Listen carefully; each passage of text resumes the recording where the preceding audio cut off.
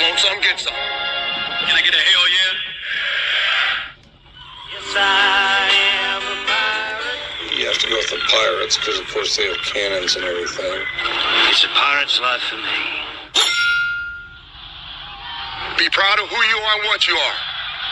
You're pirate. It is a first down. Pirates. Because when you're at East Carolina, you go for it every time. When you don't coach at East Carolina, you don't come to East Carolina, you don't play at East Carolina with a weak heart. Write it. I think I've ever been in a building as loud as that was. It was deafening in there. You live with Omaha? I can promise you that. And a triple all night long in Eastern North Carolina. You're watching The Sports Objective, the podcast for Pirates.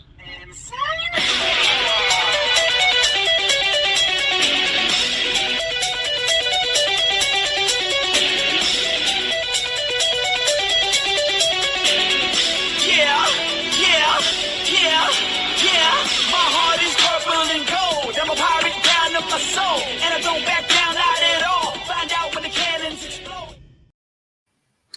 All right, welcome into the Pirate Preview here on the Sports Objective. We got a great show for you, I promise, as the Pirates are home, taking on the last place Charlotte 49ers. Ladies and gentlemen, all the way from LaGrange, it's Kyle from LaGrange Barber. How are you? What's going on, Dave? Yes, we sit here, well, I was about to say 48 hours for kickoff, but that's about a day too early.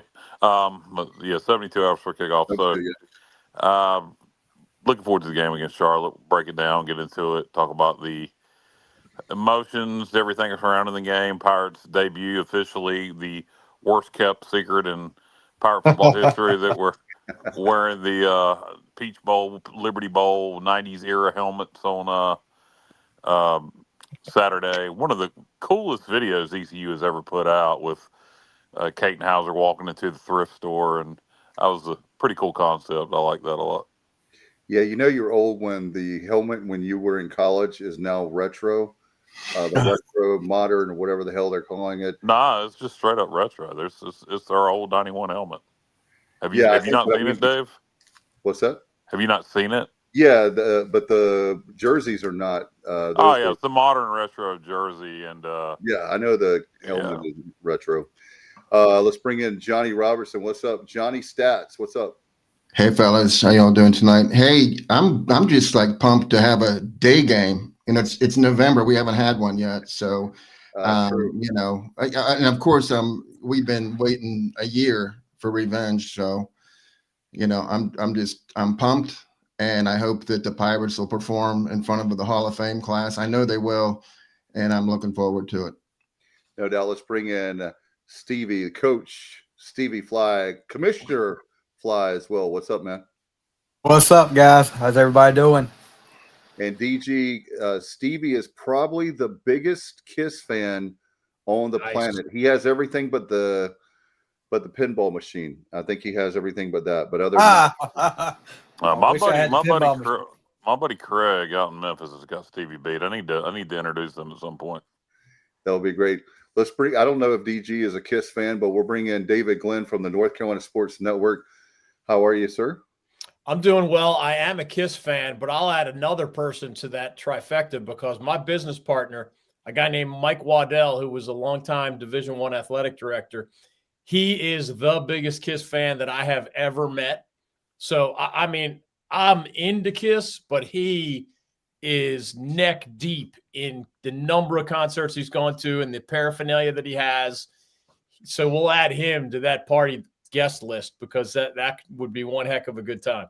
So he's part of the Kiss Army, DG. Yes, he is. Big, like I was a Jimmy Buffett. I'm still a Jimmy Buffett fan. He's no longer with us, of course. But yeah, he's into Kiss the way I've been into Buffett my whole life.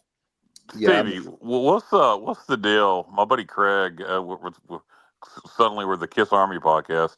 What's the deal with the Japanese CDs? That why are those sought after by Kiss fans? What is that about? Do you know what I'm talking about?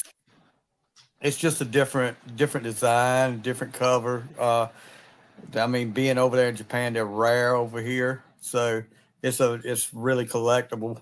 I mean, and Japanese people even when Kiss was down in the 90s, the Japanese people loved Kiss. They could go over there and, it was like they were back in their prime again in the late 70s. Okay, yeah, It's just the rareness of it. My buddy's got a huge collection in Memphis of Japanese Kiss stuff. Oh yeah, they're pretty nice too. I mean, they did cover art a little bit better than what we saw over here. Gotcha. Welcome into the KISS Objective. No, I'm kidding. You never know. That's what's great about our show. We don't even know what's coming out of our mouths. But DG, we're glad to have you again. It's been a while, but glad to have you back on the show. And it's actually very good to have you back on the show. You and I were texting when the Pirates are actually doing very well, having a chance to go ahead. And here's the deal. You get homecoming. You got the storyline with homecoming is great. You have the Pirates playing against Charlotte, which is great. And I know you're big about in-state North Carolina rivalries. And then you can be bowl eligible. So you beat Charlotte on homecoming on your field with all the alums and all the people watching that and the fans, and that would be great. Yeah, man, I'll tell you this, just kind of from the 60,000 feet view. At the North Carolina Sports Network, we try to follow everybody, right? So long story short, there are 32 football programs in the NCAA from our state. When you add up FBS, FCS, Division II, Division III, et cetera, there are only 4 or 5 that are still in the running to win their conference championship. So like 27 out of 32 are already out of the picture. If the Pirates keep winning, they remain in the picture. I mean, Duke is still in the ACC picture, but it's fun to see, especially the bigger schools like Duke and ECU, not eliminated as the calendar turns to November. That's exciting to me. And as much as I think we'll all think they'll beat Charlotte, there are bigger fish to fry after you get to bowl eligibility and you get your revenge on the 49ers. And that's a credit to Blake Harrell and his staff, man. We've had too many years where the calendar turned to November and all you had left was maybe trying to get to a bowl. I think the Pirates, can have bigger dreams than just getting to a nice bowl. And that's exciting to me. Yeah, DJ, you look at it, that Temple game this past week was, to me, I mean, and not just to me, it was pretty obvious the key as to whether we were going to just be playing for, what bowl we were going to, or whether we were going to have a chance to compete for the conference championship. And we took care of business. Navy gets beat, and suddenly we're in the tie for first place. With 4 regular season games left to go to decide it. If we handle our business, some things actually still have to happen. But if we handle our business, you feel pretty good about playing for the conference championship. But first things first, with Charlotte coming to town and a lot of talk of revenge, a lot of talk of 28-point spreads, a lot of talk of our colleague, former ECU linebacker Matt Semenza ain't with us tonight. He wants the tears of their firstborn. JR there, Johnny Robertson wants blood. You know what I want? I want to win. Yeah. And I'm getting a little worried that we've gone too far the other way. I didn't think we've taken this game serious enough the last couple of years, particularly last year. And I'm almost scared we're going too overboard with it. The guys are going to be too hyped up. Yep. Look, when you are the far superior football team, sometimes you just need to go out there and execute. And I hope we don't get too caught up in the emotion and revenge and just go friggin' execute. I think the good news, DG, is that that's media people, that's fans, making those statements. Blake too, man. Blake's got a countdown clock on the wall for this game, and he's made no bones about it. Well, that what this game means. I hope we just go execute. Look, we said that this was not a rivalry game. We get our butts kicked twice. Not a rivalry, that's for sure. And so I think that Blake is taking the right approach by saying, okay, we've lost twice. And last, DG, because you've been in the press box, I did everything I could not to get kicked out of the press box. I wasn't saying anything, but if you went by my emotions and my facial expressions, I was like clenching my fist. I was doing everything I could because we played god awful. And then I was telling the guys, DG, they locked the stadium after I was at the press conference, I walk out and I'm trying to get out of the stadium. I looked at the guy. I said, "How do I get out of the stadium?" He said, "They're taking out the trash. There's one more exit." And then Stephen Igo actually got locked in the stadium. Wow. Then after we got played awful, then I was telling the guys I couldn't get an Uber back to my hotel. So I had to walk like 1.1 miles, I think it was, back to the hotel. By the time I got back to the hotel, I was calmed down. So maybe it was meant to be. But I'm in Charlotte, North Carolina, and I can't get an Uber. They had you could get a bicycle or something. I'm not getting one of those bicycles to get killed on that busy street in Charlotte. So it was just the actual trip wasn't bad. I took a train, but other than that, that was the only good thing. It's a really good deal from Raleigh to Charlotte and back was like $50-some. I've done that too. Yeah. And, I've been to both stadiums, and to me, that's part of why ECU should be so mad and why Pirate Nation is mad about. I mean, they've only been members of the same league. This is year 3, and the Pirates are 0-2. The Pirates have, generations worth of fans and can fill 50,000 plus. Charlotte's only 13 years old, and I think they have one winning season in 13 years. There's no multi-generational fan base. It's a pro sports town where the college teams, it takes something extraordinary for them to get any coverage at all, including Charlotte 49ers football, who haven't been good enough to get many people to care in that big city. I mean, you guys know better than I. ECU is the game in town east of I-95. And that's what makes that 0-2 record just that much harder to swallow. The Pirates have everything that the 49ers don't have. It should, I'm not saying you never lose. That's putting the bar in too high of a place. But should the Pirates usually beat the 49ers in the sport of football? Heck yeah. Heck yeah. And I've seen both teams play. I'm telling you, it's not that Tim Albin is not a good coach, but he is. But he's new with the Charlotte 49ers. They don't have a good offense. They don't have a good defense, and they don't have good special teams. Like they are the worst football team in the American Conference, period. And you get them in Greenville. What Kyle said is right. You still got to execute. That's the starting point for all of this. But, unless the Pirates are -4 in turnovers, they're going to win this game. Yeah, I agree. I agree, David. Kyle, I worry about everything as well. But let me give you some numbers that maybe will make you feel a little bit better. All right. Okay, so like David said, Charlotte's either 13th or 14th in running offense, rushing defense, pass defense, scoring offense, scoring defense, sack spy, first downs allowed, red zone offense, red zone defense. They've been outscored by 25 points a game in conference. They're giving up 495.2 yards in conference and 41.8 points. Now here's part 2 though. This is the part that should make you feel much better. So last season, anybody that contributed to their win is gone. I mean, we have the quarterback, Deshaun Purdy. He went to Wake. He's at Wake now. The running back that had 167 yards and 3 touchdowns, Hassan Wilson, he's at UTEP. Omega Blake and Jairus Mack, the 2 wide receivers, are at Arkansas and Western Kentucky. And then on defense, you have the 2 cornerbacks that played really well. Ali Al-Mahi is at Western Kentucky, and Elijah Culp, who he had an interception and a couple pass breakups. He's at JMU. And Stone Handy, the linebacker that had a 53-yard touchdown interception return, he graduated. So, I don't know what's really left to really scare us too much. Yeah, that's kind of my point. Yeah, I think y'all are taking what I'm saying wrong. Sometimes you do need to make, like last year, we needed to accept that it was a rivalry. And I said after they beat us in year 1 and everybody was up here saying it's not a rivalry, we're going to kick their ass. And I was like, well, have you seen us play? We're not that great.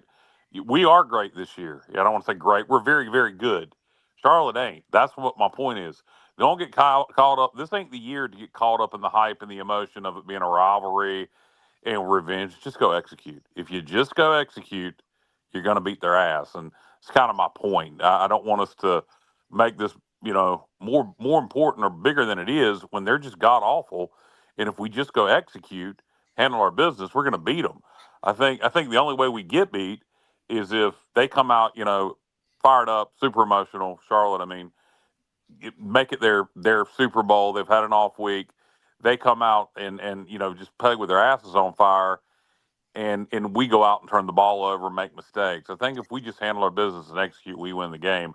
Yeah. So I I agree with. Well, I ain't agree. It was all facts that you put out there, Jr. But I'm saying the same thing. I'm just saying it differently.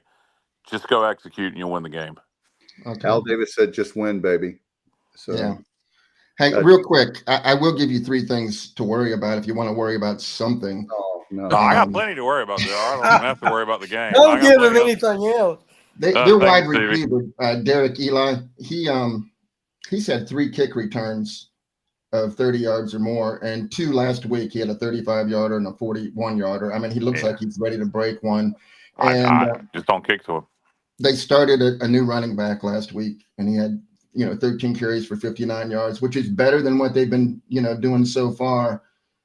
And the corner, this is the third different starting quarterback they've had. Grayson Loftus, the kid from Duke, but he had his best game of his season last week too. So they do have they're trending in the right way in some areas, but so you can worry about that if you want. I think I know what Kyle's trying to say. You come off a big game like Temple, a game that, a lot of people were up in the air about, and you go out there and dominate Temple, and you're still on that high from the Temple game. You go against a team like Charlotte that's not really good, but that's what they call a trap game, as I've heard over the years, and I've seen that. I've coached in them. But yeah, it things can happen like that. Stranger things will happen, but just like you said, Kyle, if you execute, we shouldn't have anything to worry about. Sometimes I think, Stevie, and I still you kind of captured what I'm thinking, but not quite. Sometimes I think you get too caught up on revenge and winning by 50 that you just don't go execute and win. I know what you mean. Yeah. Yes, exactly.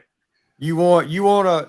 There was a game, we had a big rivalry game with Halifax Academy, and one of the best teams I ever coached over here, and we were beating teams by 20 points going into that game, and they were not really good at all. And we went in there, and I think we ended up winning by like 18, but it felt like we won. Just like you said, Kyle, we wanted to be beaten with like 50 points because we figured it was a good year to do it, and we hadn't beat them in a while. So I know what you mean there by just going in and concentrate too much on being disappointed if you don't beat them by 50. Just get the win. Just like you said, Kyle, just get the win. Exactly. Robert Hedrick says Charlotte has 20 players injured, 13 out for the season. Jeez. So it's just one of those years, for Charlotte that – like you said, DG, they don't have the history. They don't have the right now. That's the bad thing about. There's the good part about the transfer portal, and there's the bad part about the transfer portal where their coach got fired. The guy, I guess, that brought them in, they go amongst their own ways. And with the Pirates, I feel very good about this game. If you want to talk at a trap game, you would call it a trap game because next week is home against Memphis, and that's probably the biggest game left on the season. However, Dave, I think it could be a trap game if it wasn't Charlotte. Well, let me reword that. If Charlotte hadn't beaten us the last 2 years, I would say trap game in between Temple and Memphis. I don't think that's even remotely the case. What I'll say, and I'll quit repeating myself, is I'm worried that we're, getting too focused on getting revenge versus just winning the game. Just focus on the, like you said, the execution. And I think it's just a talking, even though we're not talking heads. I just think it's what fans are talking about. I think these guys are going to come out. I think the DG, I was realizing when I reached out to you that I should have had you on last week because being in Philly, for people that don't know, David's from Philly and pulls for all the Philadelphia teams, and your Eagles are looking very good, and my Washington team is not. But that's a whole other show, as they say. But anyway, I'm really proud of Blake Harrell. I've told people many times, I told the guys here, got a chance to be around him many times, and the guy is not a Pirate, but you would think that he went to school. He understands our fan base. You pull harder for the guy because not only is he a good coach, but you pull harder for the guy because he's just Blake.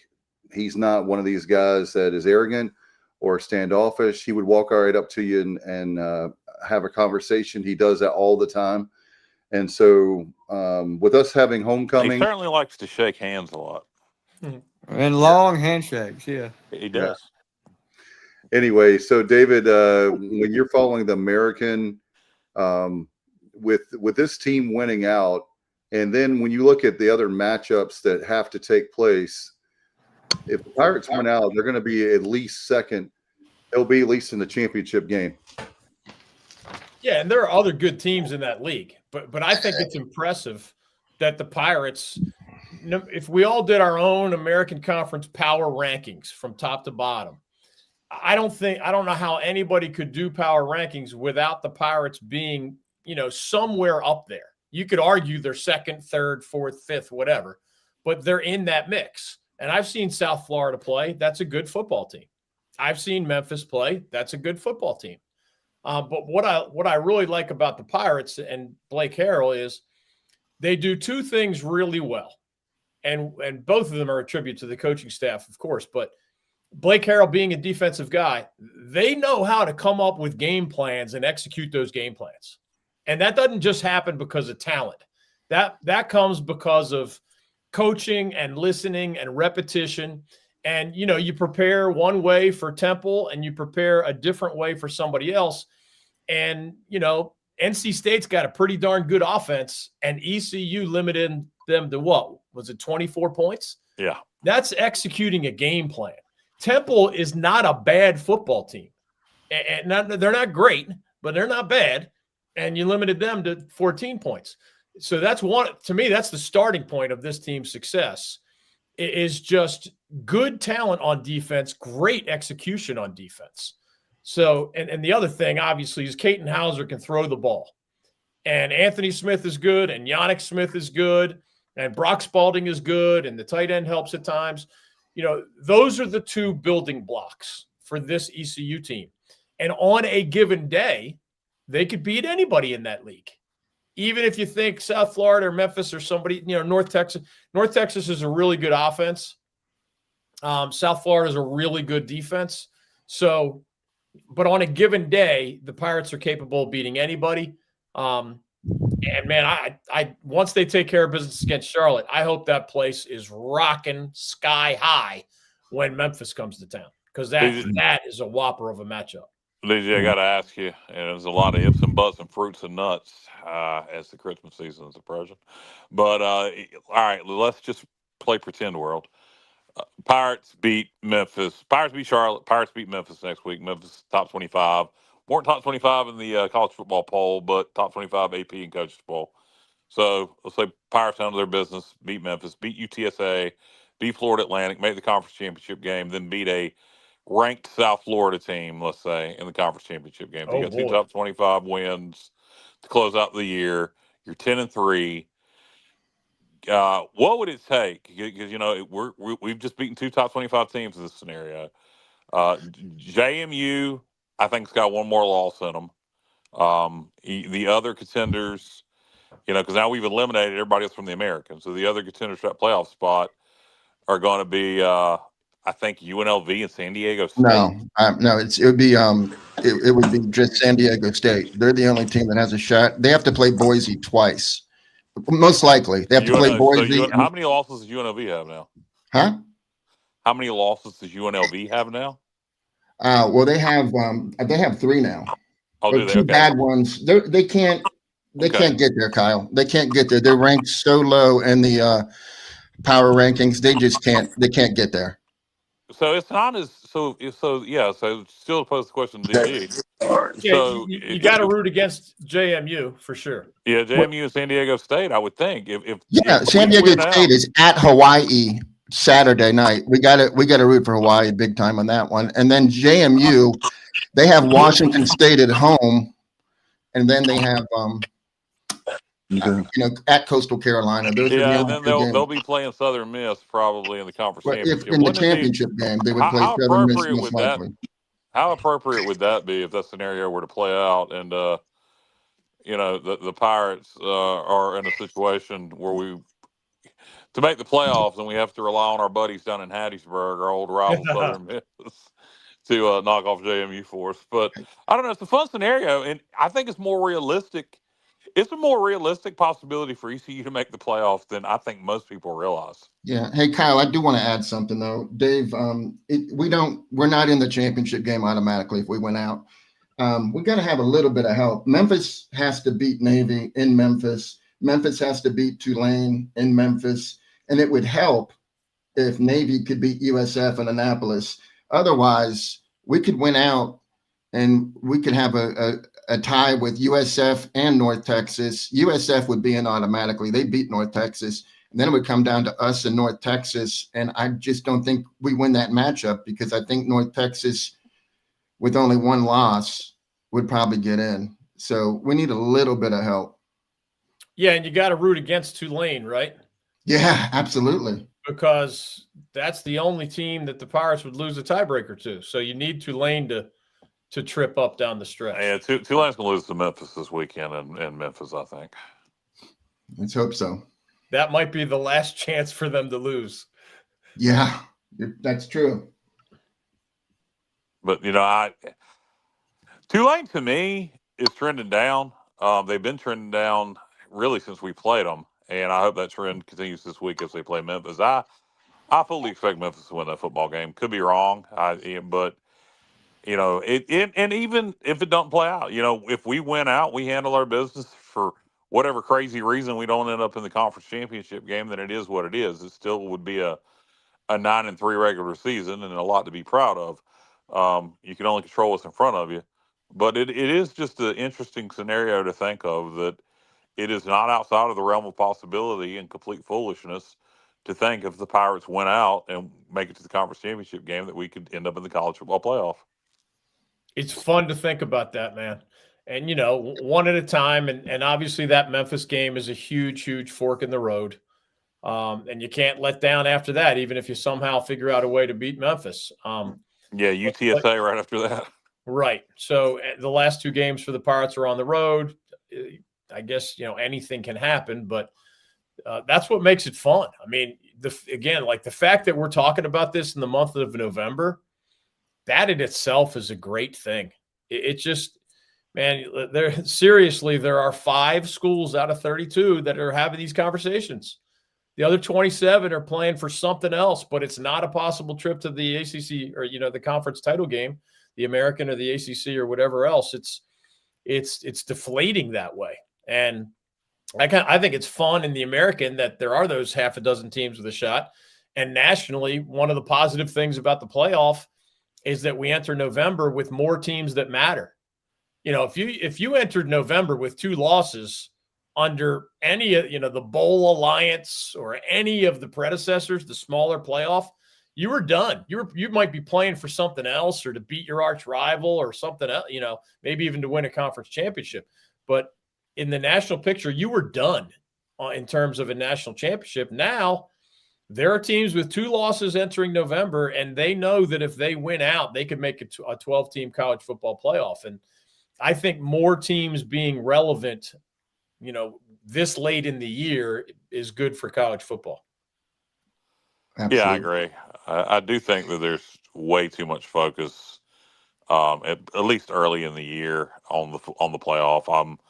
I was so sick of hearing about the college football playoff in September and early October. And I know there's already talk of expanding it to 16 or 24. I'd like to let it breathe at 12 for a while. I don't want to diminish bowl games even more. I just mentioned bowl games. DG, off topic a little bit, but I just want to get your opinion on this. with the portal change to January, one portal date, we're moving it out of December. There's going to be no post-spring portal, one portal period in January. All the ball games will pretty much be played by then. Do you think it will significantly affect ball games in a positive way to keep kids wanting to play and almost use their ball game as an audition game before they enter the portal? I think it will. I don't think it's going to completely fix the problem with kids sitting out of ball games, but if it improves it by 50%, that'll be a huge improvement. Yeah, it's hard to know. That's a cloudy crystal ball for me. I do think anybody who has their eye on the NFL is still going to sit out their bowl game unless they're in some, a college football playoff game. So that probably won't change. But yeah, I could see more guys staying because of the timing. I don't know if it'll be huge because if you're transferring, so much depends on your relationship, right? Like, how do you feel about the coach you're leaving? How do you feel about the school that you're leaving? A lot of times there's no hard feelings, and maybe you stick it out and play in that game, and then you still feel like you have plenty of time to make your transfer decision and show up at your new school and get ready for the spring semester or whatever.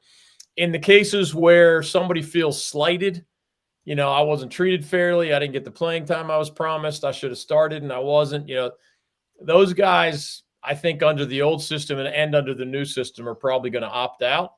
And in today's world, some guys already know where they're going. And if they know where they're going, that takes out the audition aspect of the bowl game. At some point, NIL contracts as we knew them are starting to go away. Unless it's a true NIL deal because of revenue sharing. But, I'd like for it to be putting these players deals, sign on a dotted line. You got to finish out your commitments, and that includes any postseason play. You can write that in. That would be a standard for me. Yeah. That if you're going to play at East Carolina, that'd be on the dotted line, baby.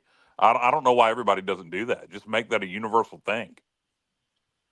Well, it's easier to do it if you're paying somebody. If you're paying somebody, you can write that in because it's negotiated. Just like the dollar value is negotiated. When the NCAA unilaterally puts too many things in the fine print, they get sued and they lose. Yeah, no, I see what you're saying, but I guess what I'm saying is you could have 136 teams agree on it without the NCAA making it a rule.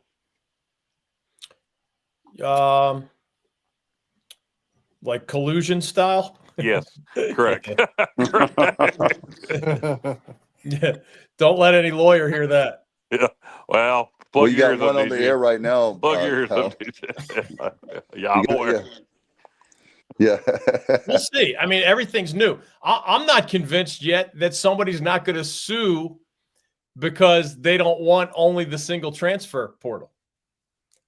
Somebody's going to sue and say that is, unfair imposition of rules, and it doesn't allow for enough player movement, freedom of movement, and we'll see how that shakes out. I know the coaches liked eliminating the post-spring transfer portal and moving the dates, but I don't think a lot of the players liked it. So we'll see. No. DG, I had a question as far as when it comes to, I know you were talking about revenue sharing. My question is for East Carolina, one of the things I talk about all the time, and we do, is, as you know, DG, we'll talk about college basketball in a little while, but how does a program like at East Carolina that's a bubble team P4 school, you're bigger than a lot of the G6 schools as far as revenue and how much you're getting in a contract for television, on and on and on. But how do you improve that number? I think you said it's $20 million, right? For the $20 million for the for revenue sharing is the cap on it. That's the cap, and that cap rises every year. So 10 years from now, that cap will be over 30 million. But this year it's 20 plus million. And because it's a cap, and because we know almost all the Power 4 schools are spending to the cap. And to my knowledge, nobody in the group of 6 is spending to the cap. it's an opportunity for a competitive advantage, right? If you're ECU, and you guys may know the number that they're sharing right now, but if you can share $8 million a year and most of your competition is sharing $4 million a year, that's a competitive advantage, right? But you got to fundraise for that. And it's just not easy. It's even hard for some Power 4 schools to spend to the cap. Yeah, they're not releasing the number. Gilbert has implied that we are around third or fourth in the American in revenue sharing. So that's pretty good. I'd like to get it up to 1 or 2. But yeah, being in the top 3 or 4 in revenue sharing in your conference should keep you in the top half of the conference. And I know the American Conference has minimums.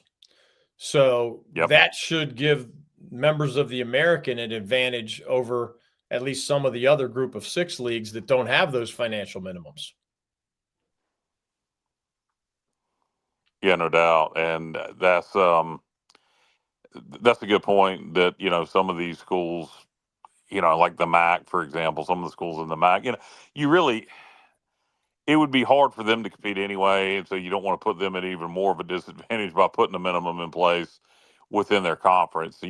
I think there really is, and we'll get back into previewing the Charlotte game for our viewers, but I think there really is a clear divide, as you always, you hear about in the power conferences, the Power 4, the Big Ten and the SEC, and there's a bit of a divide as you drop down to the Big 12 and the ACC. I don't think it's talked about enough in the group of 5, or the group of 6. The American, in terms of revenue sharing, media deal, et cetera, and along with the Mountain West and now the return of the Pac-12, are way ahead of the MAC and the Sun Belt. And I think that divide is going to continue to grow at the group of 5 level with those 3 conferences, the American, the Pac-12, and to a lesser degree, the Mountain West going forward. Yeah, you're right. I think we've got a multi-tiered system. And it is those 2 Big East, Big Ten, SEC way at the top. And then the Big 12 and the ACC are pretty high above everybody else. But, yeah, the American could be league number 5, league number 6 at worst. And that's good for competitive reasons. And you always want to be if the Pirates really are in that top 3 or 4 in the American, that's a good sign. As you said, being 1 or 2 is even better. But it's tough to win if you're trying to beat teams in your own league that have a lot more resources than you are. It's not impossible. It just makes everything an uphill battle. No, and I really, I think when you look at the American, I think the only team that clearly has significantly more resources than East Carolina is Memphis. Yeah, Memphis. Maybe South Florida. Tulane, when they want to spend the money, they come and go. They'll right now they're all in on football. 5 years from now, they may get a new chancellor or president of the school that reminds them all that they're an academic first school and pull back. So I think Memphis and South Florida, but besides that, I don't really see anybody else in the American with the potential to match what we do, because we do have a fan base. We do sell tickets. We create our own revenue beyond just, the conference television revenue, et cetera. So, guys, somebody bring up a topic here. I was trying to give the other guys a chance. DG, as far as we were talking about the ACC schools, how do this is the question I wanted to ask you, being that you're an expert on ACC. How does the Pirates compare to the other schools? We know that North Carolina and Duke have a lot of money, but as far as the other schools in the ACC and in the North Carolina specifically, how do we compare?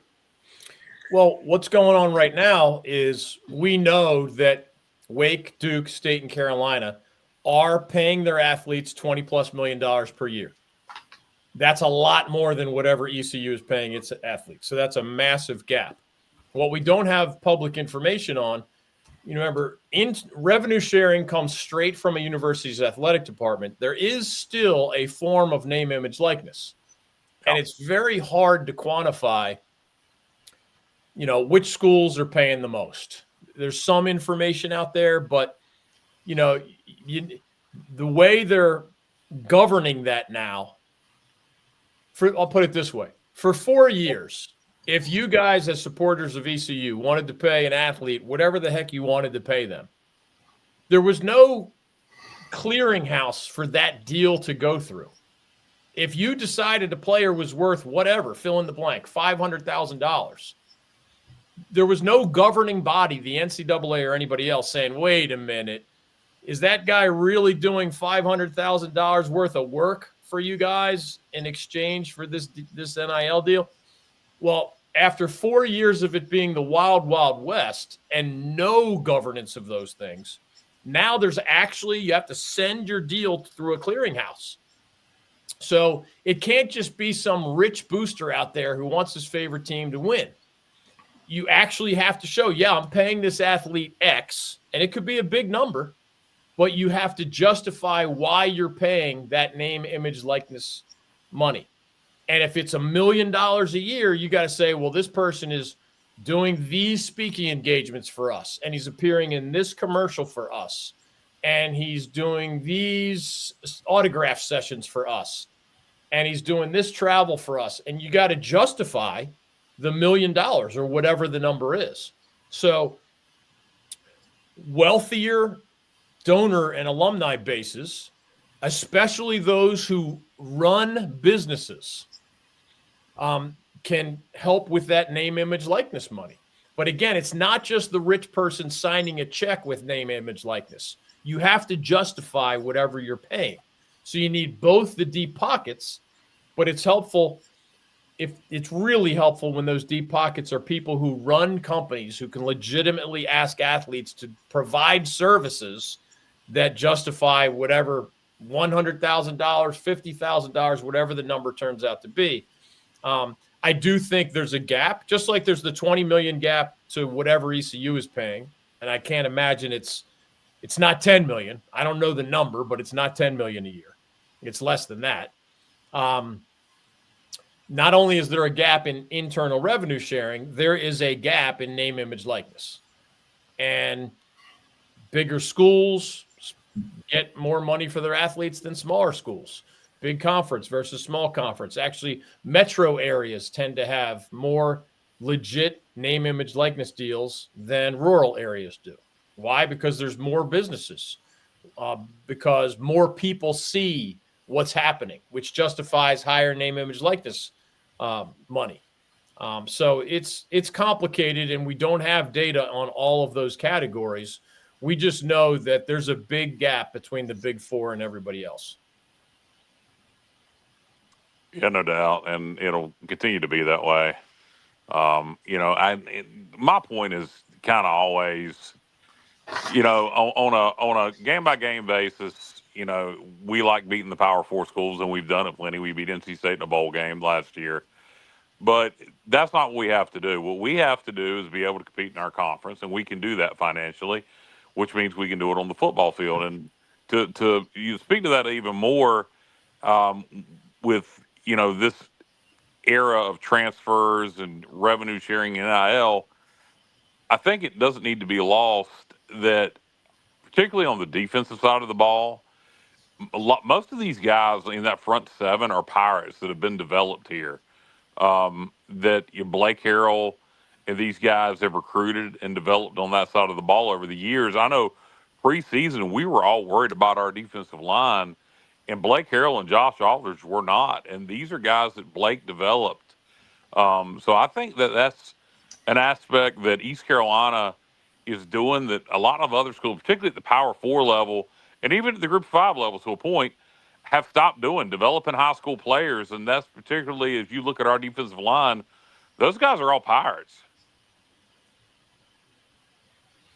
Yeah, well, one way that the less wealthy schools were beating the more wealthy schools under the old system was better talent identification and better player development.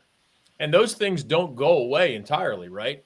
Right. If somebody handed us $20.5 million, and it doesn't all go to football, obviously, but at most schools that are spending all the way to that $20.5 million cap, roughly $13 to $14 million is going to football players out of the 20 plus. But if we were handed the 13 to 14 million, we still got to identify players. We still need player evaluation skills. Who's talented? Are they good fits for our system? Can they do well enough academically that they're not going to fail out of school? Can they stay out of trouble and, follow the rules so they remain eligible? Like, you still have to have an eye for both talent that any of us could see, but also fit for your system. One defensive coordinator wants these skills, and this other defensive coordinator wants these other skills. So some of the old things still matter is the bottom line. And if you're signing and developing and you have an eye for talent, then that's going to be a big advantage. And there's something to be said for culture. Yeah, I'm sorry, JR. I'll shut up and let you talk. I've talked enough. But there's something to be said for culture, and I just wanted to point this out. Stevie Fly, here on our podcast, was head coach at Northeast Academy, tiny little private school up in Lasker, North Carolina. And when Blake Harrell took over as head coach, he had the first East Carolina assistant stop by his school to say, hey, is there anybody that I need to be looking at? And, I think that kind of thing is, no stone left unturned. That's kind of Blake Harrell's approach, and he still believes in recruiting high school talent while working the portal. Go ahead, JR. Okay, now I was just going to comment that I think it was either Jimbo Fisher or Rick Neuheisel, somebody that I definitely respect their opinion. They said that it's conclusive that getting players from FCS that are proven on the field to perform is a much better, gamble than an FBS player that hasn't seen the field much, but had great high school rankings. In other words, they're saying that it's better to take a player from FCS that has actually played. What do you think about that? These things are being studied, guys. All the things that you're discussing, these are being studied, the way scientists study things under microscopes. On the basketball side, I had an ACC coach tell me just the other day, hey, when you sign a big scorer from a lower Division I team and ask him to play in the ACC, the points don't translate very well usually. But if you signed just an off-the-charts rebounder from a lower Division I program, far more often the rebounds transfer to the ACC. I'm a pretty astute observer of this stuff. I would have never known that. But somebody is studying this stuff analytically, and I'm sure somebody has a data set showing what you just described. Virginia's starting tailback is Jamari Taylor of North Carolina Central University, who just had one of the biggest seasons in the history of that FCS program in terms of single-season rushing yardage last year. And Virginia signed him, and he might be an all-ACC player for the 8-1 Virginia Cavaliers. Whereas, we've all seen examples where, you sign another, maybe even a high-level FBS guy who was sitting behind others, but they just didn't get the true competitive reps. They got practice reps, but they didn't get those game repetitions in the Big Ten or the SEC or somewhere else. It's all an educated guessing game, but I do think most coaches will say, I have a better chance of evaluating that guy who just carried the ball for more than 1,000 yards at NC Central. I can watch a lot of his film.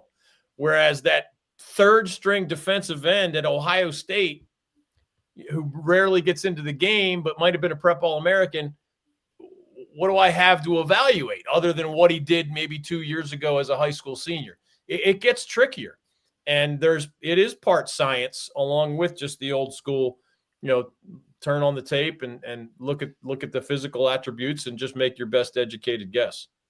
Yeah, at East Carolina, we got Jordy Lowerly, FCS All-American from Western Carolina.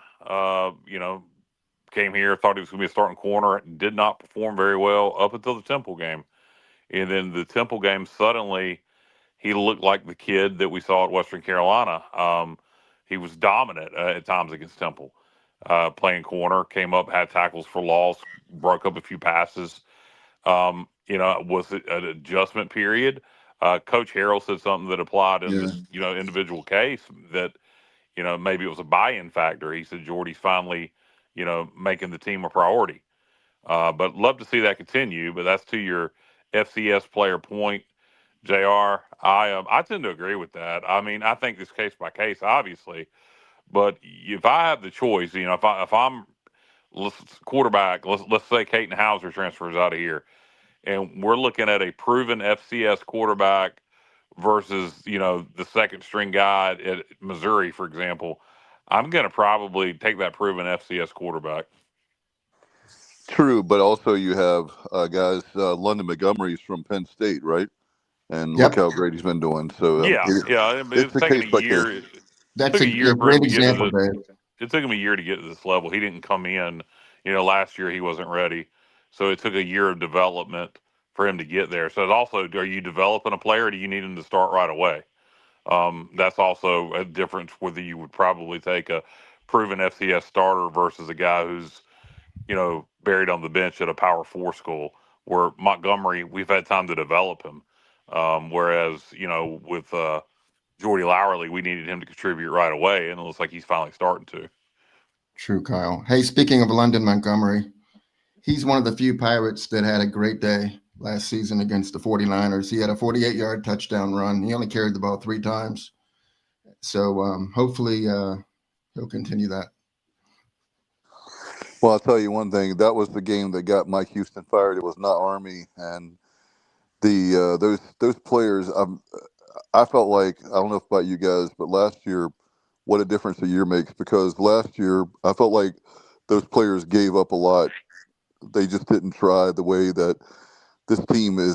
This team will run through a brick wall. It's a cliche, but it's true for Blake Harrell, where people were scared to make a mistake with Mike Houston. Yeah, I don't want to say they quit, but they all but quit in that Charlotte game. And they as soon as Blake took over as head coach, that buy-in was there immediately, and continues to this year. It's funny, I was thinking about this. Blake, has had this game circled. He's had this game circled. He has 2 countdown clocks up in the locker room. One is for the next opponent, and then the other is for the Charlotte game. He's had it up since August. And he, talks about what an embarrassing moment it was last year. Also kind of think in the back of his mind, is he kind of glad it happened? Because it kind of led to him being head coach. I'm sure he's never going to say that out loud, but I do have to wonder that a little bit. It's in the back of his mind. He's got to be like, that Charlotte game wasn't so bad last year. Well, I'll tell you what, as much as the coaches want to win and a defensive guy, I know what you're saying, Kyle, but I think he would have rather have been coordinator. And by the way, DG, no, I disagree. I think he'd rather be. You gotta be kidding me, Dave. I'm sure he would have rather happened a different way. But no, right, but I'm talking about he doesn't want the guy that hired him to be fired. I mean, I really don't believe that. Dave, if you hired me and I had a chance to take your job and get a $500,000 raise, I'd say fire your ass tomorrow.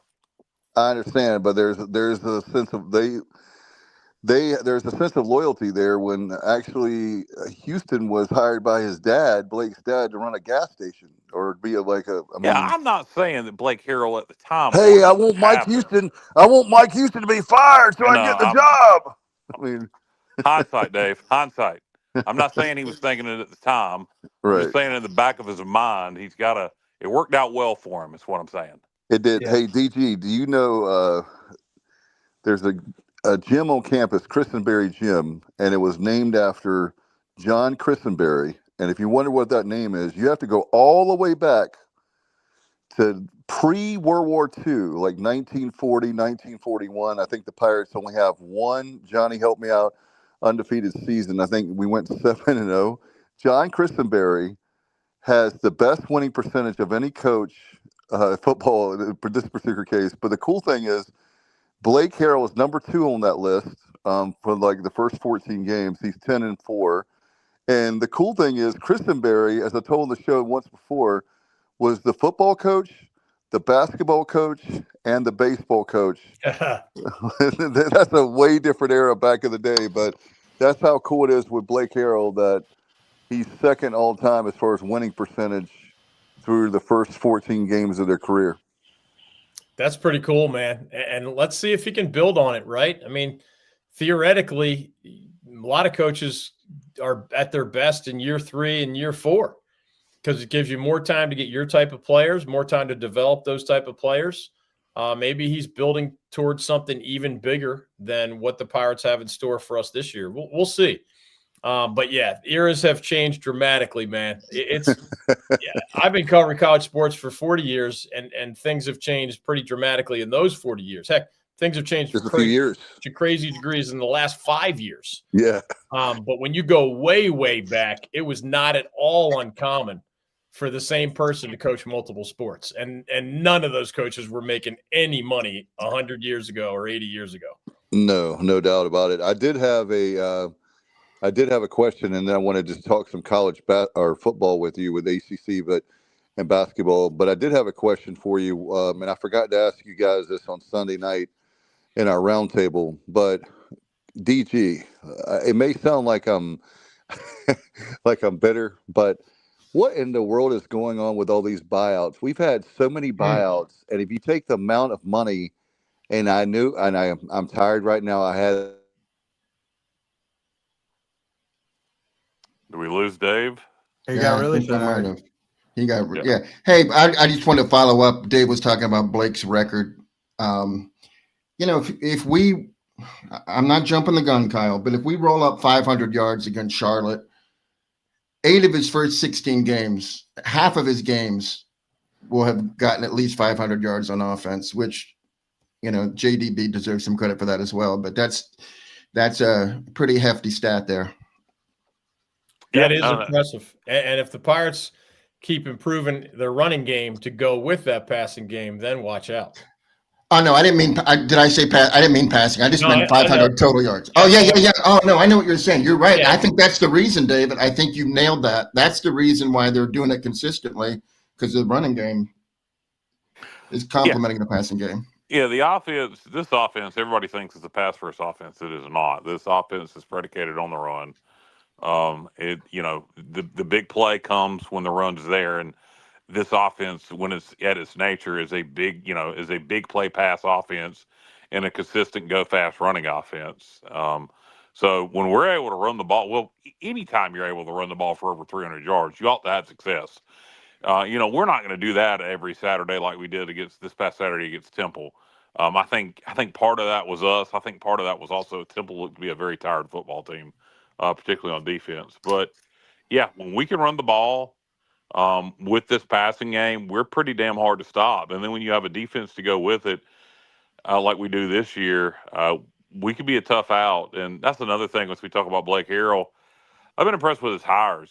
Josh Aldridge has done a hell of a job as defensive coordinator. Yep. His strength and conditioning hire. You look, his first strength coach gets fired after about 6 weeks, and he has to bring in somebody else. And I think this is the best conditioned ECU football team in years. So I've been impressed with Blake's hires. So going forward, that's the biggest part of being a head coach is putting together your staff. And if he can continue to do that as he loses people, if we keep scoring like this, JDB may become a hot commodity. Will Josh Aldridge be a hot commodity in the offseason? So that's, I like the fact that his hires, obviously JDB was a Mike Houston hire, but I like the fact that Blake Harrell's hires have worked so far. And to me, that bodes well for his future as a head coach. Yeah. Yeah, hey, Kyle, I'm sorry, David. I was just going to say, Kyle, you're absolutely correct about that. We've run 347 times and passed 282, so that's like 55 to 45 run to pass. And I think before the season started, we thought it might go the other way. We thought that it might be a heavier pass, offense, but the way it's going is the way it should go. So just wanted to throw that in there.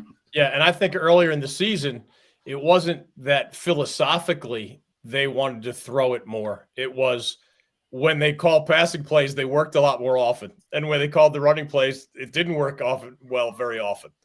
So at some point, you got to go back to what you do best to win close games. So that's why I think, for a while, Caton Hauser was among the top 10 passers in the entire country, and the running game wasn't doing much at all. But now that you have more balance, you see, the kind of results that you saw at Temple. And real quick, I'm not sure if this is what Dave Richmond was asking about, but when you mentioned buyouts, the Brian Kelly buyout, if he gets paid the full amount, there's word of negotiation or whatever, but it will be the full amount would be more than $50 million, 50. And Jimbo Fisher had the largest buyout in the history of college sports, and that was 70 million plus. And I think where Dave was probably going, is how does this stuff happen? And why are we kind of like lighting hundreds of millions of dollars on fire? It really all comes down to negotiation. If you find a coach that you really, really, really want and you believe is going to be a game changer, obviously you got to negotiate the dollar amount. And nowadays the top coaches are making $10 million a year or more. But at some point in that negotiation, the coach and his agent say, I want X% of that deal guaranteed. And if you want to get that coach, you got to decide how far down that road of guaranteed money you're willing to go.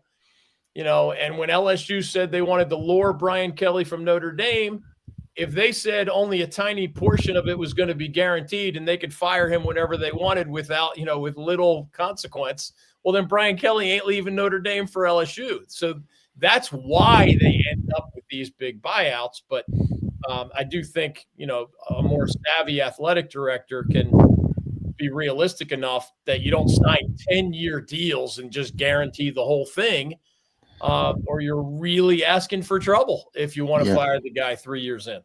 I agree, David. Hey, do you know that, speaking of Jimbo Fisher and Brian Kelly, the same AD, Scott Woodward, yes, he did both those contracts. Yes, but he did hire Kim Mulkey, which was that was a good hire.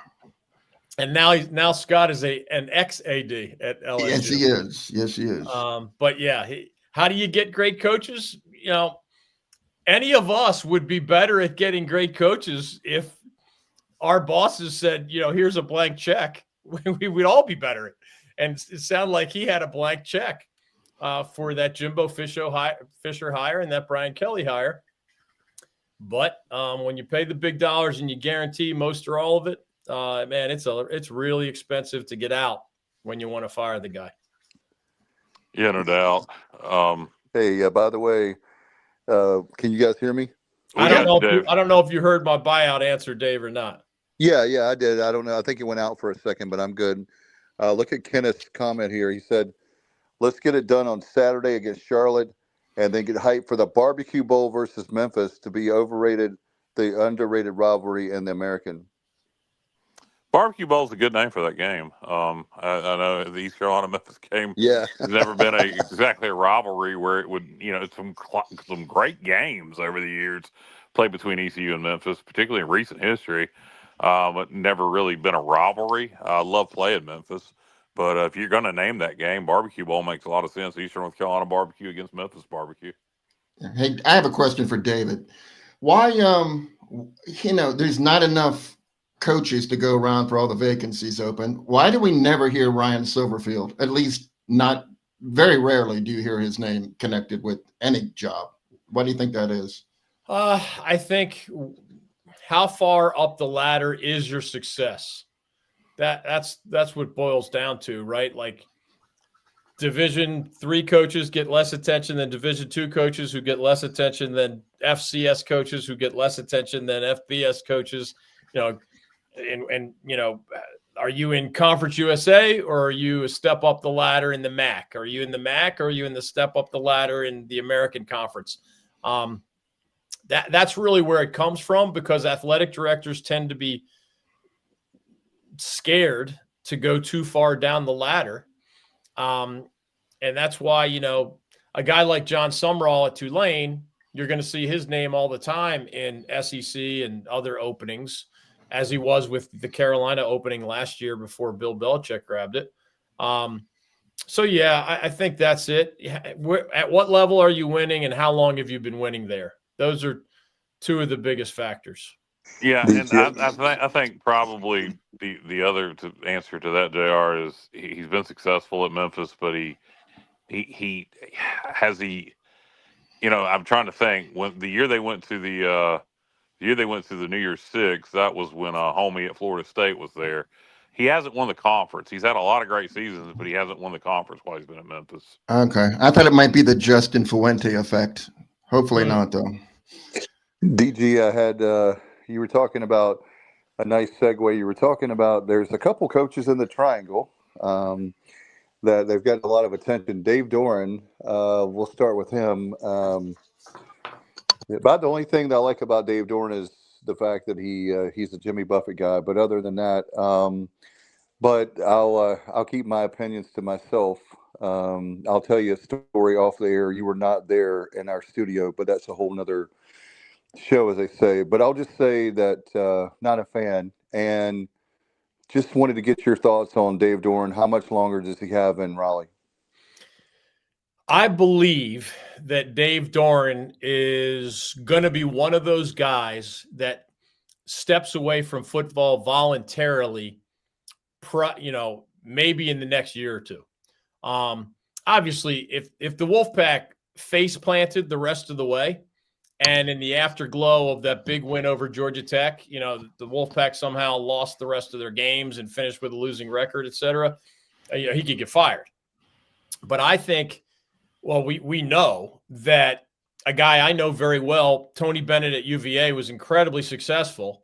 But in modern college athletics, these guys make so much money that if they're in their mid-50s, and I can identify with this because that's my current age, I just haven't made the money that they've made. If you've made mega millions and you're in your mid-50s and you're kind of tired of this, or maybe you don't like name, image, likeness, or you don't like the transfer portal, or you don't like transactional young people, or their nagging parents, or now they have agents, et cetera, you have enough money at 55 years old to walk away and be able to take care of your family for the rest of your life, and probably your kids and your grandkids a little bit too.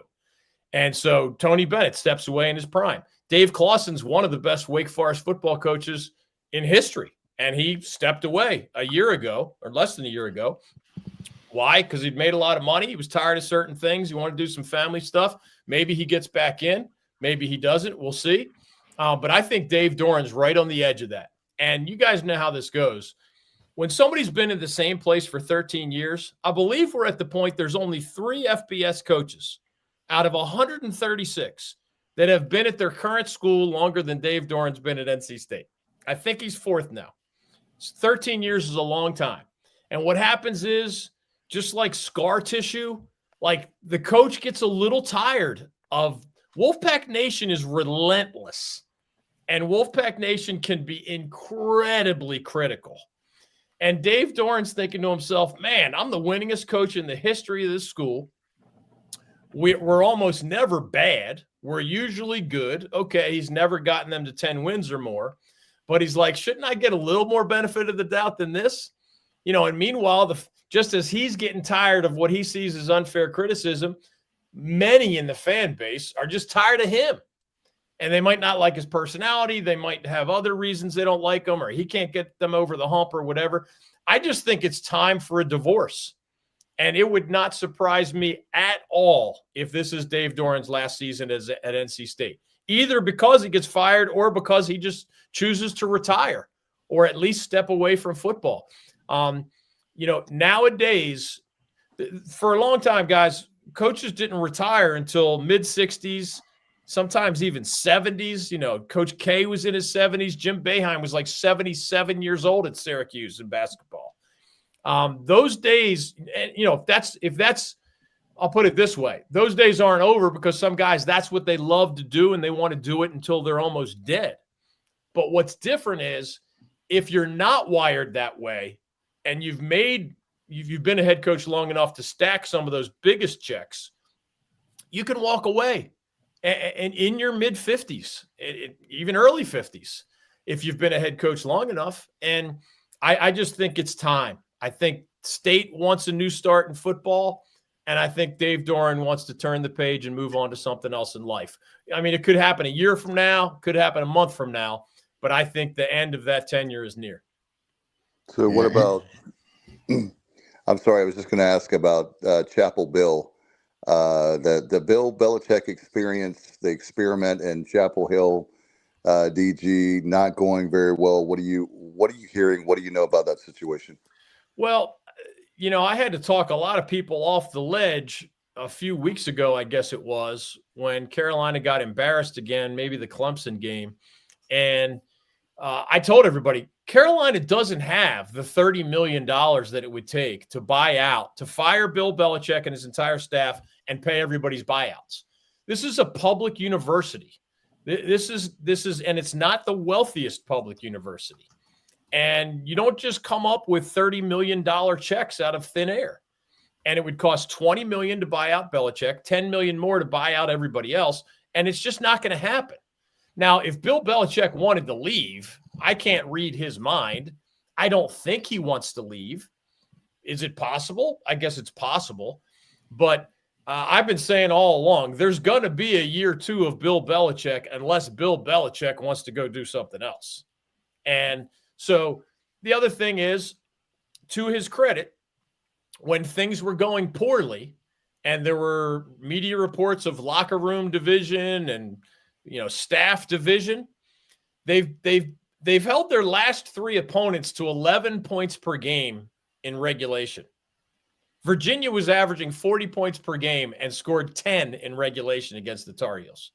So clearly the defense has come along, and they're not a very highly penalized team. So 2 of the things that the people who watched them for 50 years almost in the NFL, if you asked them to guess, they would have said discipline and defense are 2 of the first positive things that happened at Carolina. Well, guess what? If they beat Stanford this weekend and they're favored, they're 4-5 coming down the stretch. And yeah, they were embarrassed by TCU. They were embarrassed by UCF. They were embarrassed by Clemson. They came 1 play away from beating Cal. They were 1 play away from beating UVA, and they crushed Syracuse.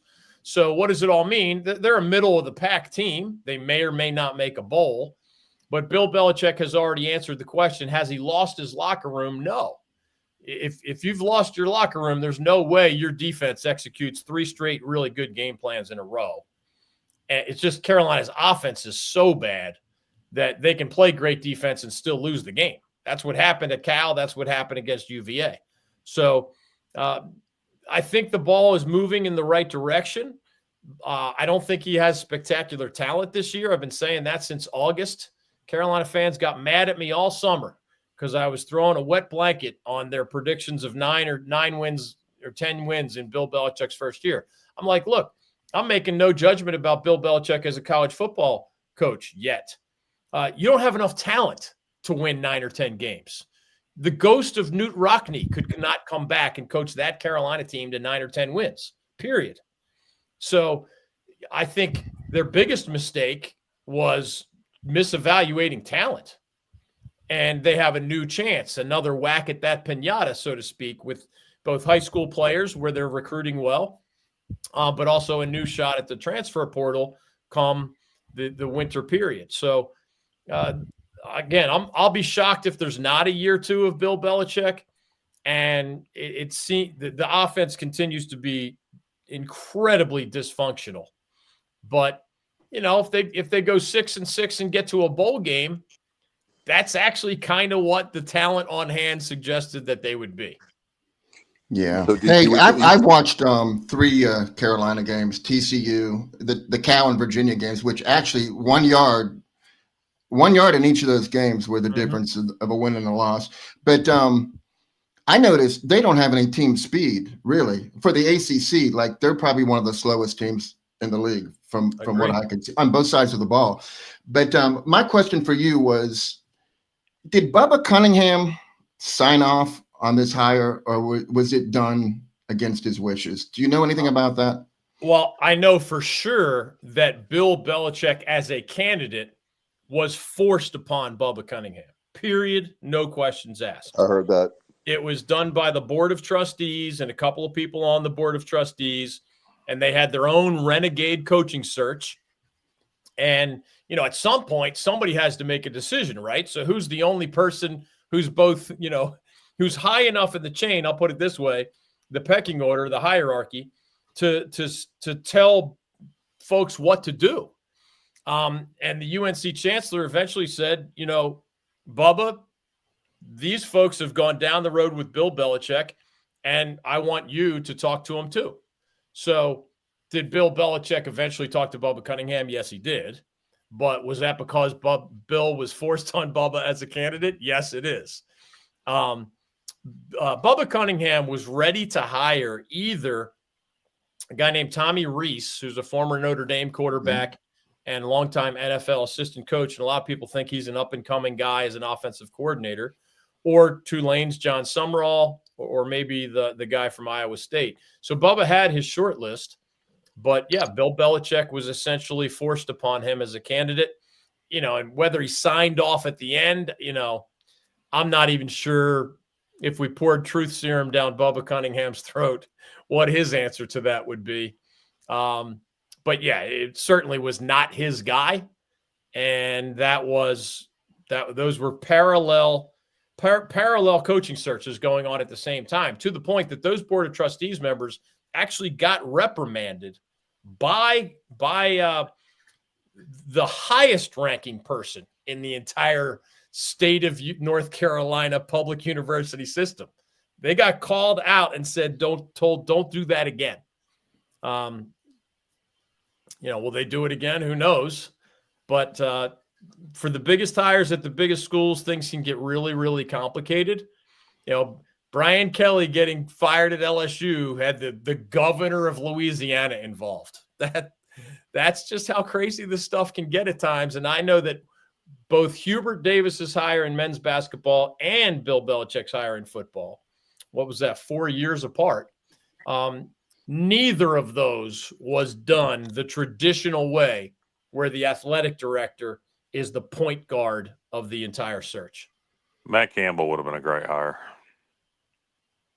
Iowa State's head coach, Matt Campbell. That's who Bubba Cunningham wanted. They could have saved a lot of money and got a better college football coach. But he never leaves. He's offered a job every year. He never leaves. He must really love it in Ames. Well, I mean, it's kind of their renaissance. I mean, he there's nothing really in the modern era to compare him to. So, they're probably going to erect a statue to him at some point. They should. Yeah. So, I mean, it's an easy place to, when you're loved and they're paying you well, I mean, why leave? But if they could have got him, I would have hired him over Belichick. Absolutely.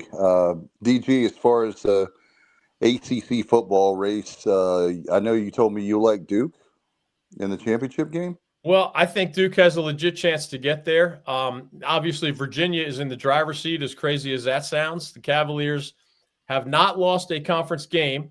It's a little confusing because the Cavaliers did lose to NC State this season, but that was not a conference game. It was scheduled by the schools, not part of the schedule handed by the conference office. So, crazy as that might sound, UVA losing to NC State did not count as an ACC loss this year. So Cavaliers are undefeated in conference play as they host Wake Forest this weekend. But UVA does have to travel to Duke. Duke has only one conference loss. And I don't know how much it's been on you guys' radar, but Darian Mensah of Duke, the Tulane transfer, he's the real deal. I mean, he's number 2 just statistically in passing yards per game in the entire country. I think he's a future pro, and I think Manny Diaz and his staff chose very wisely in the transfer portal. And, he's making millions of dollars per year, and I think he's worth it. So I think Duke's going to beat UVA in Durham a couple of weeks from now. And obviously, if the Blue Devils get to 7-1, in all likelihood, they're going to be in the ACC title game. I think Georgia Tech also has an inside track. The Yellow Jackets' only conference loss was the one just to NC State.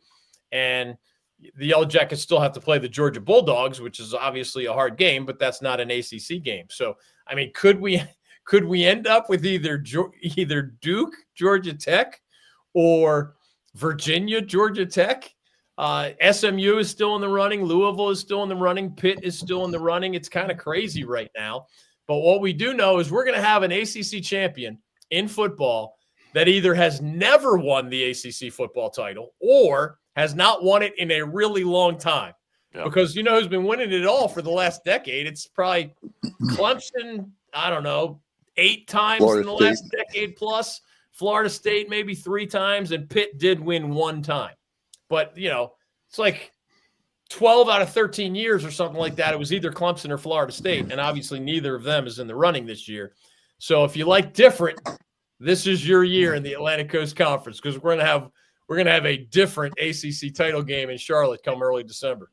Have you seen Pitt's freshman quarterback? Say again? Have you seen Pitt's freshman quarterback? A little bit. Yeah, he's a savvy guy. Like, he uses his legs a little bit, throws it way more mature than a typical true freshman. The offensive coordinator up there, a guy named Cade Bell, is formerly of Western Carolina. The head coach at Western right now is Kerwin Bell, and that's his son. From Florida. Yeah. Right. That Kerwin Bell. So Kerwin's own son, Cade, was his own offensive coordinator, and the Catamounts had some really explosive offenses, so Pitt hired him away. And he's doing a great job with Mason Heinchel, that freshman. He has energized the Pitt season.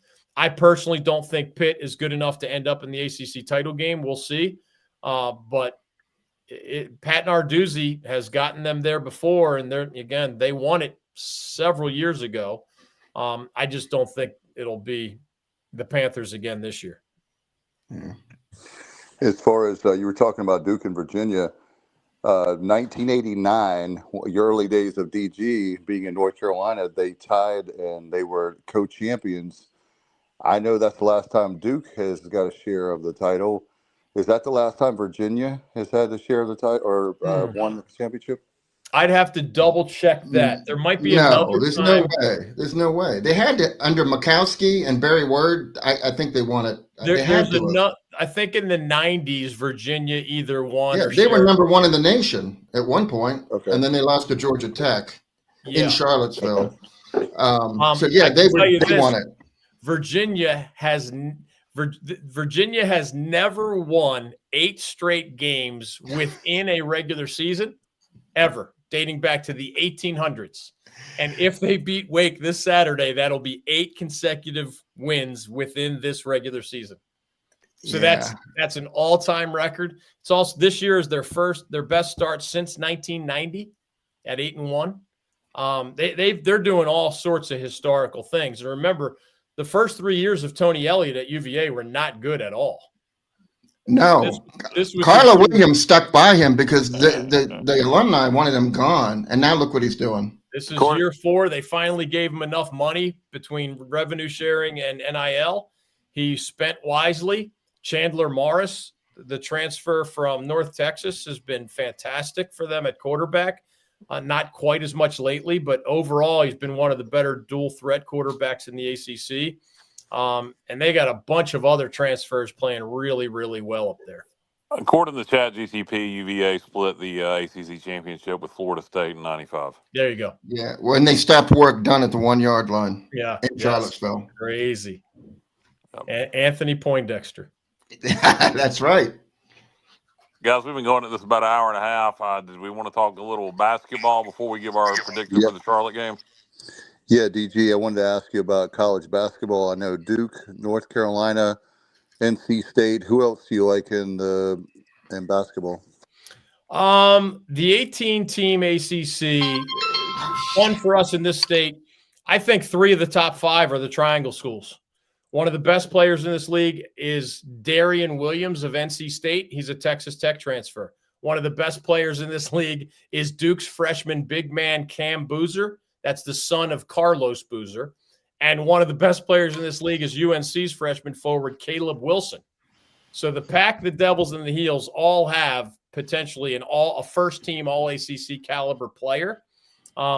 Louisville is also going to be very good in this league, and I think UVA under first-year coach Ryan Odom is going to be good as well. Those would be my top 5 in the ACC, here, as everybody's only played, I think, 1 game.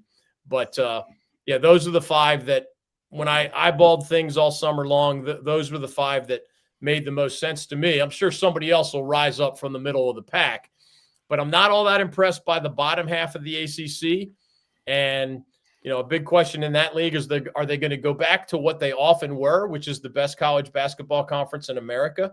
They were that a lot in the 80s and the 90s and the early 2000s. Occasionally, more recently, my answer is no. I don't think they're going to be one of the best, meaning top 4 or 5, yes. But for many, many years, the ACC was first or second in my eyes. And it just hasn't been that lately. And I don't think it's all that deep of a league this year. But again, the Wolfpack, starting with the Blue Devils, but the Blue Devils, the Wolfpack, the Tar Heels, I think all 3 of those are going to be in the mix in that top 5 in the ACC. You think going forward, Will Wade's going to have NC State as a basketball school again? Like, I feel like we're in for a long run of Wolfpack basketball success. I think there's a great chance of it. I mean, he has succeeded everywhere that he's been, right? He ran into NCAA problems during his time at LSU, but look what he did at McNeese State. Look what he did at LSU prior to the NCAA problems, and really at every stop he's had. So he connects with young people. He's good at X's and O's. He loves to stir the pot. I mean, most coaches I know like to limit expectations. Will Wade seems to like to raise expectations. Like, he came into town and said, we're going to be an NCAA tournament team in year 1. And, not most guys don't like to do that, but I think he signed enough talent that he can deliver on that promise. And yeah, it's going to be a whole lot of fun in the Triangle. John Shire is a great coach at Duke. Hubert Davis at Carolina has had 2 pretty darn good years, but also 2 really shaky years. So we'll see what happens in year 5 with Hubert. And then Will Wade is just like this lightning rod who loves to, he signed Van Allen Lubin, UNC's starting center last year, and then went to speaking engagements and talked about how the Tar Heels misused him. I mean, if that's not a poke in the eye of your arch rival, I don't know what is. So it's certainly going to be fun around here, and I think it's going to be fun along with some really good basketball. Guys, want to give our predicted scores for the Charlotte game? DG, I don't know if you want to participate in that or Sure. not. Hey, hold on. I wanted to mention one thing about college basketball before DG goes. So I love this time of year because, a lot of these schools are playing either D2 schools.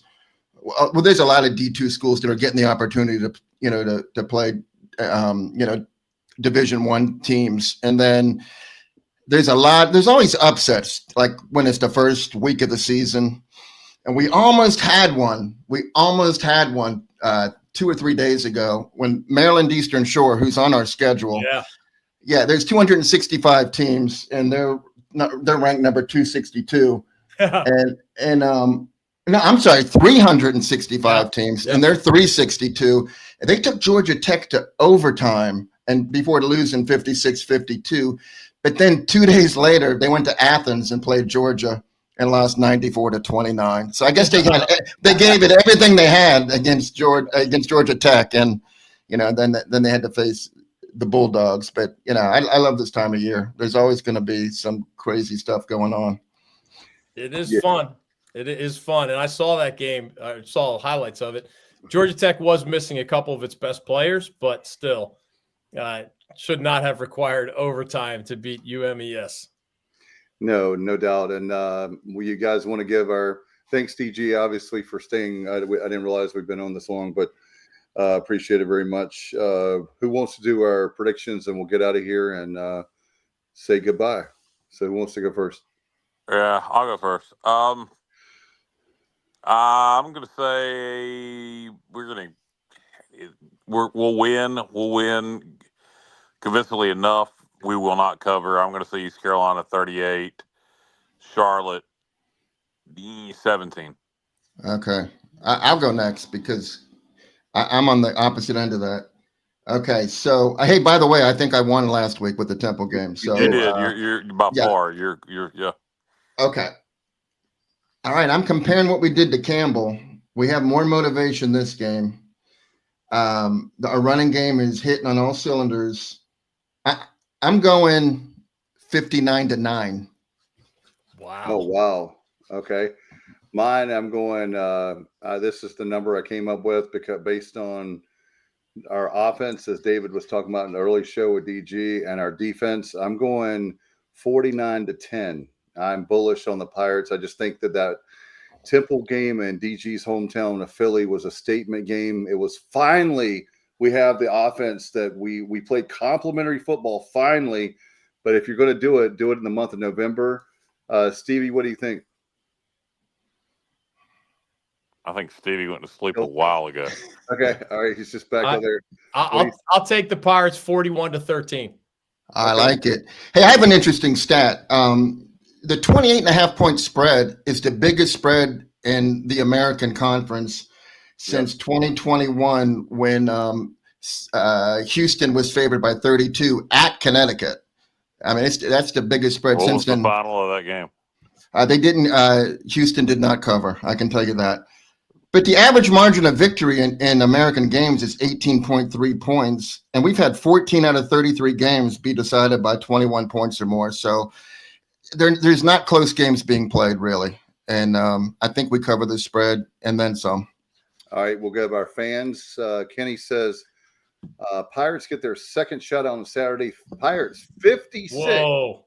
Charlotte nothing. And then we have Kenneth Maynard, who also is 56-3. I like so 56 is a number there. So what was the over-under, guys, on that? What's the over-under on that game? I have no idea. We'd have to go look. I'll tell you one thing real quick about Charlotte because I saw them early this season. They have a bad offensive line.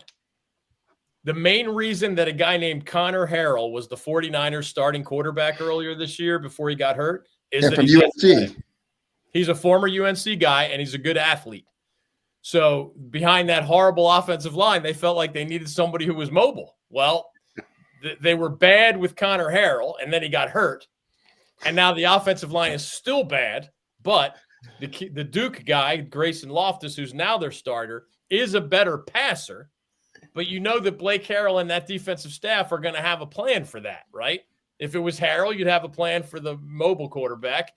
And if it's Loftus, you're going to have a plan for the guy more. He can throw. He's a way better passer than Connor Harrell. But they can't block the Pirates. They can't. Okay. Well, you just explained. Hold on, Dave. DG, you just explained something for me. Connor, we're in an era now of short shorts for football players. Yeah. Yeah. Well, Loftus, he's one of the few players I've seen that wears pants below the knees with a knee pad. Maybe that's why, because he knows he's going to just get murdered back there. Maybe. Man, I wouldn't want to be playing behind that line. I'll tell you that, especially not against ECU. Run for Oddly your life. enough, the over-under is 56.5. Wow. Well, with two people predicting us to score 56. That's the other. Yeah, exactly. We'll see. That means that basically, like they said, you're going to have to score 56-0, a shutout, or Kenneth's 56-3. Just win the game. DG, I did have one final question I was going to ask you earlier, and I was about to forget. I'm going to put you on the spot, and I don't normally, but what are the chances? You're in the triangle, you're a media, you're a journalist, a sports journalist. Any hope, I texted you previously, any hope that we get a baseball team in Raleigh? Yes. It will not happen by the end, by 2029. I don't think Major League Baseball is going to have new teams in these next 3 or so years. But when baseball expands, and I do think, the end of this decade is probably the right time. Thanks to the Canes owner, Tom Dundon, who's a very deep-pocketed guy, he's going to need, more political support and more fans forking over some cash with seat licenses and just other evidence to show what baseball wants to see. But Major League Baseball desperately wants another team in the Eastern time zone. They're going to add one out west as well. But what do you need? You need a deep-pocketed owner. We have that. You need a growing, large population. We absolutely have that here in the Triangle. The only element they don't have, but the other contenders do not have it either, is shovel in the ground. This is the stadium we're going to play our game. Not an artist rendering, not a concept, not an idea. You got, at some point when we get closer to this decision, you got to show this is where we're going to play. and this is how we're going to pay for this big, expensive stadium that we're building, and this is where it's going to be. That's the last hurdle, but the reason I'm not concerned about that is even though that's a hurdle that Raleigh hasn't cleared, these other Nashville and the other cities you hear about, none of them have cleared that hurdle either. So there are other contenders, but I really like Raleigh's chances of getting a team rather. And I don't see anybody whose chances I like anymore. I'll say that. Yeah. Nashville is Nashville and Raleigh is what I've heard on the East Coast. And I heard Portland and Salt Lake, and Kenneth's saying Raleigh and I've heard Salt Lake is definitely going to get the team over Portland. So I don't know how you feel about that, but anyway, in fact, we'll see how it goes. Canes, I know they've had some injuries, but maybe they'll do better. And I know that one of the things I promise you is that my kids have, how much I love the Canes. You've known me for a long time. I'm a huge Canes fan.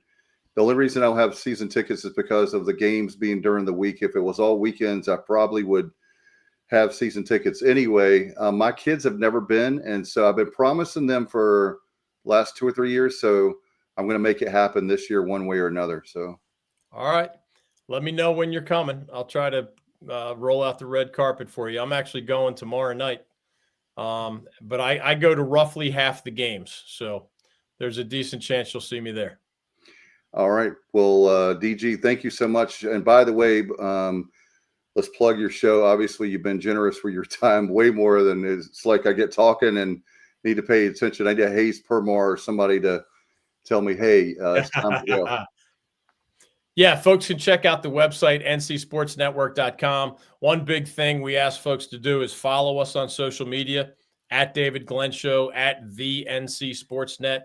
But the website, ncsportsnetwork.com, also takes people to, if you just click the word watch, it takes you to our YouTube channel. As crazy as this numbers might sound, we have more than 51,000 YouTube subscribers. Wow. And that puts us in the top, not an exaggeration, we're in the top 2% in the world in subscribers to our YouTube channel. And that's because of a whole lot of friends around the state, including you guys. Yeah.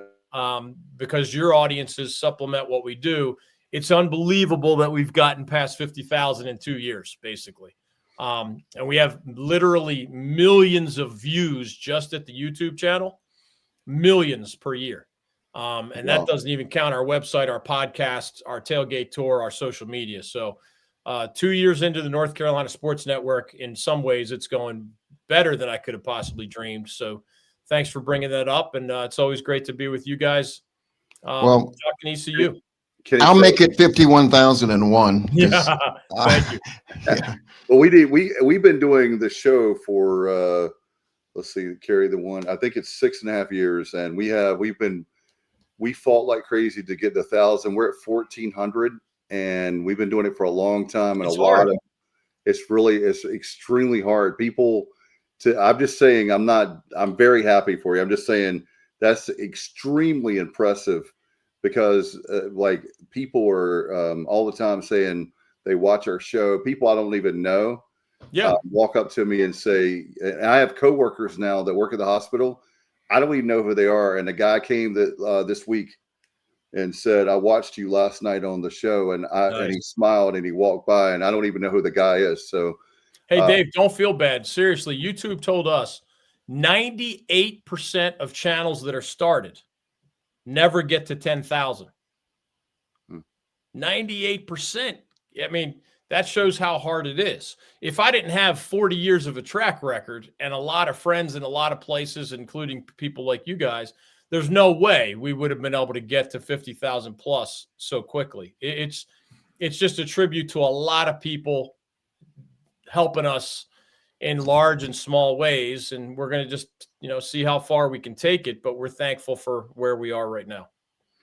Well, wish you the best. Are you going to be there on Saturday or for the Memphis game? I was originally going to be at the Canes game Saturday. I am doing a charity event instead. So I will not be there Saturday night. And I don't know if I'm coming to Greenville for the Memphis game. I I don't think we have a tailgate tour. I don't think we've decided where we're going that week with our tailgate tour. We were at the Pirates Thursday night game. That's been our only official visit there this year. Well, one of the Pirates Thursday night games. Well, Johnny, and if you need tickets, I have a whole. I do have tickets if you need them. Yeah. Hey, well, DG, I think we're one of the only 5 teams that have, still have a shot. You got to come here. I know. No, you're right. Hey, as long as my team tells me that I don't have to be somewhere else, count me in, because like I said, that whole number brought up earlier, 5 out of 32 teams are still in the hunt. I want to spend my weekends going to one of those 5, and each week somebody falls by the wayside. So by the time the Pirates play Memphis, we might be down to 3 out of our 32 teams that are still in the mix for a conference title. We'll see. All right, man. Thank you so much. All right, guys. Appreciate Always it. good to be with you. All right, we're going to get out of here. Thanks, David. Thank you, Johnny and Stevie and Kyle, DG. We'll see you next time. And as always, appreciate you watching the Pirate Preview. Go Pirates. All right, let's see. I got the wrong. All right.